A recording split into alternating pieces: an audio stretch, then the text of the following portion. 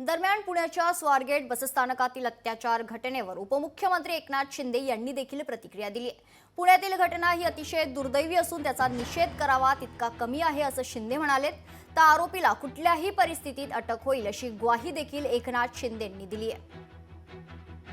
मुख्यमंत्री स्वतः त्याच्यामध्ये लक्ष घालून आहेत, अजितदादा लक्ष घालून आहेत। मी स्वतः पुणे पोलीस आयुक्तांशी बोललो आणि यावर कठोर कारवाई करण्याच्या सूचना सरकारच्या वतीने आम्ही दिलेल्या आहेत आणि आरोपी कुठल्याही परिस्थितीमध्ये तात्काळ त्याला अटक होईल, कारण त्याचे सगळे जे काही लागे बांधे आहेत ते सगळे पोलिसांच्या हाती आलेले आहेत। अशा प्रकारचे नराधम त्यांच्यावर अत्याचार करत असतील तर त्या कुणालाही सोडलं जाणार नाही, त्यांची खैर केली जाणार नाही आणि अशा नराधमांना फाशीची शिक्षा झाली पाहिजे यासाठी सरकार पूर्णपणे प्रयत्न करेल।